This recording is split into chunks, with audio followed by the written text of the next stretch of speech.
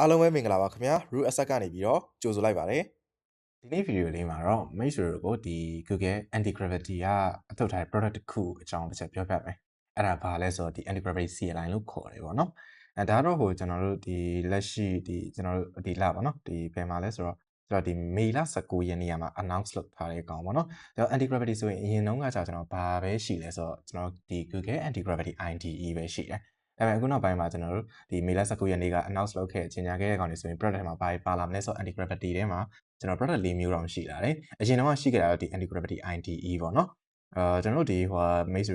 ေတွေ့ကြလိုက်မယ်နော်ကြုံဒီရက်ပိုင်းမှာနည်းနည်းကြုံကြလိုက်မှာပါလဲဆိုတော့ဒီ Anti-Gravity IDE က update လုပ်လိုက်တာဘယ်လိုပြောမလဲကျွန်တော် Anti-Gravity အလုံးဝ desktop ပုံစံဖြစ်သွားတယ်ကျွန်တော် code ရေးလို့ editor code ရေးတဲ့ editor မဟုတ်တော့ပဲကျွန်တော်တို့ပုံမှန်တိုင်းဒီ agent နဲ့တိုက်ရိုက်စကားပြောပြောခိုင်းတဲ့ process ပုံစံမျိုးဖြစ်သွားတယ်ပေါ့နော်အဲ့ဒါတော့ကြုံမှုချလိုက်မယ်ထင်တယ်အဲ့ကောင်ကကျွန်တော်တို့ဒီ Anti-Gravity IDE ကို update လုပ်လိုက်တဲ့အချိန်မှာ Anti-Gravity 2.0ပေါ့နော်ဒီကောင်ဖြစ်သွားတာအကြောင်းမလို့ဒါပေမဲ့ကျွန်တော်က product ကတော့ဒီမှာ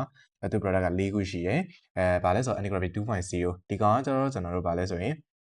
်ဒီကျွန်တော်တို့ agent နဲ့တိုက်ရိုက်စကားပြောပြီးတော့ဘာလိုချင်လဲဆိုတော့ဒါ instruction ပေးပြီးသွားတာCLI ကကျတော့ကျွန်တော်ဒါ CLI ကနေပြီးတော့ဒါ process တွေမြင်မြန်ဆန်ဆန်ခိုင်းရတဲ့အခြေအနေမျိုးပေါ့နော်နောက်တစ်ခုကကျတော့ကျွန်တော် IDE ကကျတော့ကျွန်တော် code ရေးတယ်ဒါဒီ chat ကနေပြီးတော့မေးတယ်ဒါတွေမိတ်ဆွေတို့သိမှာပါပြီးရင် SDK ရှိမှာပေါ့နော်ဒီ product ၄မျိုးပေါ့နော်ဒါ announce လုပ်ထားတယ်အဲ့ထဲမှာကျွန်တော်ကဘာလို့သွားမလဲဆိုတော့ဒီ Anti-Gravity CLI ပေါ့နော်ဒီကောင်လေးကိုတစ်ချက်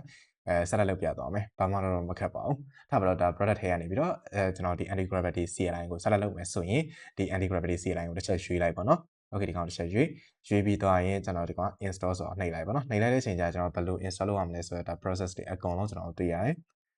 ်ဒီ CLI ကကျတော့ကျွန်တော်ဒါ command line interface ကနေသုံးမှာပေါ့နော်အဲ့ဒီထဲမှာကျွန်တော်ဒီ Max ဒါမှမဟုတ် Linux သမားတွေအတွက်ဆိုရင်ကျွန်တော်ဒီ CUR လေးပေါ့နော်ဒီကောင်သုံးပြီးတော့ကျွန်တော်တို့ဒါ copy paste ချလိုက်အောင်ပါပဲဒါတော့သူဒါ install လုပ်သွားလိုက်မယ်ပြီးရင် Windows ဆိုရင် Windows PowerShell Windows သမားတွေအတွက်ဆို Windows CMD ရှိရ Windows PowerShell ရှိရနည်းလမ်းတွေရှိရပါတော့ဒါကြိုက်တဲ့နည်းနဲ့သုံးလိုက်အဓိက Mac ဆိုတဲ့ set ထဲမှာ Anti-Gravity CLI install လုပ်တာဒီ command အနေနဲ့သုံးလိုက်ရဆိုတော့ကြိုက်တဲ့နည်းနဲ့သုံးအဓိကရှောက်သွားရင်ရပြီ Mac operating system ပေါ်မှာမူတည်ပြီးတော့ပေါ့နော် Okay ထားပါတော့ဒါဆိုကျွန်တော်Mac ဆိုတဲ့ set ထဲမှာ Anti-Gravity CLI ရှိပြီလို့ယူဆလိုက်ပြီအဲ့ဒါဆိုဒီကောင်တစ်ချက်ဝင်ပြမယ်ပေါ့နော်ဝင်ပြမယ်ဆိုတော့ဒါပါတော့ကျွန်တော်ကတော့ဒီ Max ကဒီကောင်လေး install လုပ်လို့ရတယ်ဒါပေမဲ့ကျွန်တော် icon နဲ့မသုံးတော့ဘဲနဲ့ဒီ brew တစ်ချက်သုံးလိုက်မယ်နော် brew မှာလည်းဒါ Anti-Gravity ရပါတယ် Max သမားရလည်းဒီ Anti-Gravity CLI ကိုဒီနည်းနဲ့ install လုပ်လို့ရတယ်နော်ကျွန်တော် brew ဘာလို့သုံးလဲဆိုတော့ကျွန်တော်ဒီမလို့ပြန်ဖြတ်မှာမျိုးဆိုရင်ဒီတိုင်း install လုပ်ထားတဲ့ကောင်တွေကကျွန်တော် manually တော့ဖြတ်တဲ့ step တွေနည်းနည်းများတယ်ဒါပေမဲ့ကျွန်တော်ကဒီ brew ကသုံးလိုက်တော့ဟိုနည်းနည်း brew and install ဆိုရင်ပြီးသွားတာမလို့ဒီကောင်ကိုသုံးတာနော် Okay ထားပါတော့ဒါဆိုကျွန်တော် install လုပ်မယ်ဆိုတော့ terminal တစ်ချက်ဖွင့်ဖွင့်ပြီးဒီကောင်လေးတစ်ချက်paste ချလိုက်ပါနော်ဒါဆိုရင်သူ install လုပ်သွားလိုက်မယ်ပြီးအောင်တော့ခဏစောင့်ပြီးလိုက်ပါနော် line အခြေအနေပေါ်မှာမူတည်နည်းနည်းလေးတော့စောင့်ရလိမ့်မယ်အရင်တော့မကြပါဘူး Okay ဒါဆိုရင်ဒီ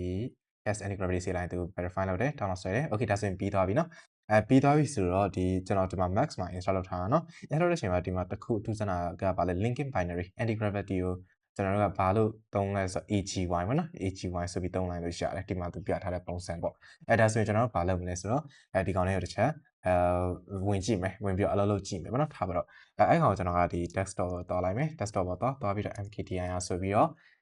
့ဘာလုပ်လိုက်မလဲဆိုရင်ထားပါတော့ဗျာAnti-Gravity project လို့ပြီးလိုက်မယ်နော် sorry mtkdir ဖြစ်ရမှာနော်ပြီးရင် cd Anti-Gravity project လေးထဲဝင်လိုက်မယ်ဝင်ပြီးရင်ကျွန်တော်ဘာလုပ်မလဲဆိုတော့ဒီ AGY ပေါ့နော် Anti-Gravity main source ထဲမှာ Anti-Gravity ဆိုအပြည့်စုံရရပြီလို့ဖြစ်နိုင်တယ်ကျွန်တော် Max မှာ install လုပ်လိုက်တဲ့အချိန်မှာတော့သူက AGY ဆိုပြီးဒီ point လောက်ထားဖြစ်တဲ့တော့ AGY လို့ပဲရိုက်ပြီး enter ခေါက်လိုက်မယ်ဒါဆိုခဏလေးစောင့်ပြီးပေါ့နော်သူဟို Anti-Gravity CLI ပွင့်လာလိုက်မယ်ဒါဆိုကျွန်တော် sign in ဝင်ဖို့လိုတယ်ဆိုတော့ဒီမှာsign in ဝင်ပြီးတော့ browser ကနေပြီးတော့ကျွန်တော်တို့ဘာသွားလုပ်ပေးရမလဲဆိုရင်ဒီ browser နေပြီးတော့ကျွန်တော်တို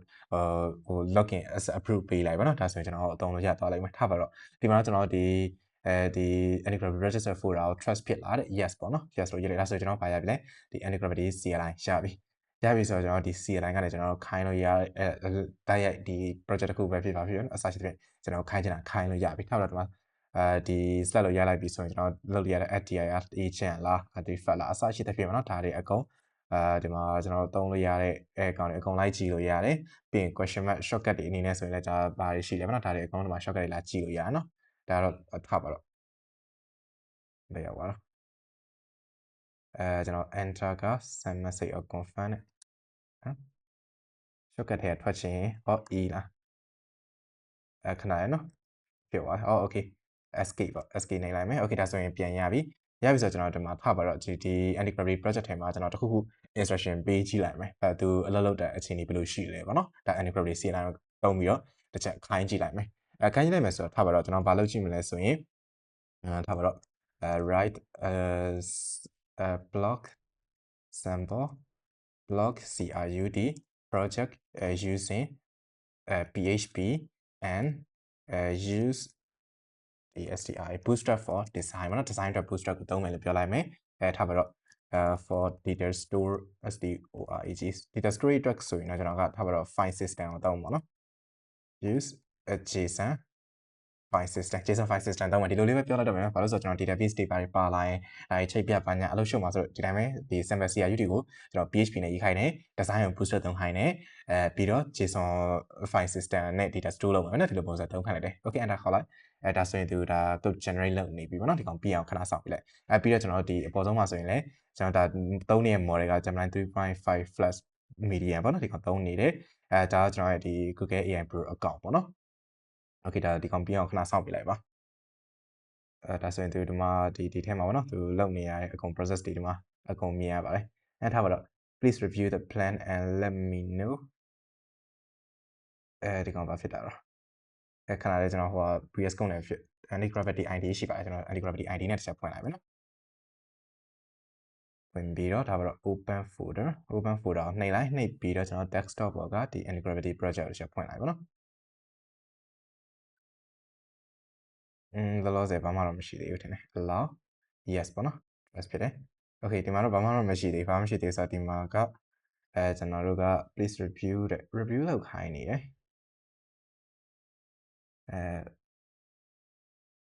ဘာလို့တော့ဒီကောင်က and plan let me know if you approve it's like artifact to review တဲ့ review ဆို approve ပေါ့နော် approve ပေးလိုက်မယ်နော်ဒါကျွန်တော်ဟိုကကြည့်မနေတော့ implementation plan တွေပါဖတ်မနေတော့ဗျာဖတ်ချင်တာတော့ဖတ်ကြည့်လိုက်တော့ approve ပေးလိုက်မယ်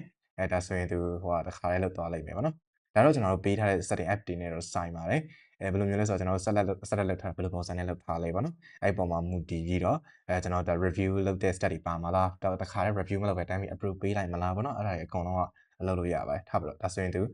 ရဲ့ implementation plan သူရေးထားတာရှိတယ်ဒါတော့ကျွန်တော်ဟိုကမဖတ်တော့ဘဲနဲ့တစ်ခါလေး approve download လိုက်တာမဟုတ်လို့နော်တော့သူတစ်ခါလေး implementation လုပ်နေပြီဒီကောင်ပြီးသွားရင်တော့ဒီမှာနော်ကျွန်တော်တွေ့လားဒီမှာ include ဒီမှာ data ဒီလိုပုံစံမျိုးရှိမယ်SX တွေရှိမယ်အစရှိသဖြင့်ပေါ့ဗျာဒါတွေအကုန်လုံးသူရေးသွားပြီပေါ့နော်ရေးသွားပြီးကျွန်တော်တို့ဒါတစ်ချက်စမ်းကြည့်အောင်ပဲပေါ့ထားပါတော့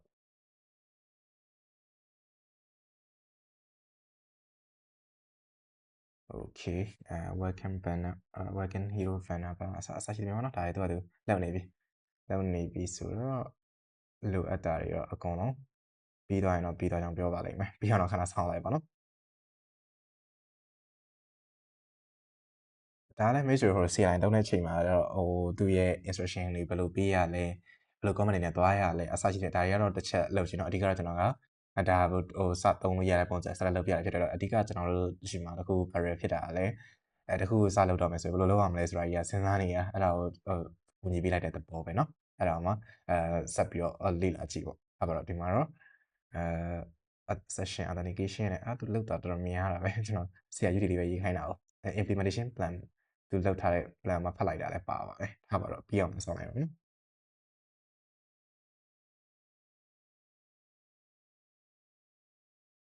okay and ဘယ်ရောက်ပြီလဲကြည့်ပြီ okay requested permission တောင်းနေတဲ့ test dp အဲ့ရလေ proceed စာလုပ်လိုက်မယ် yes ပေါ့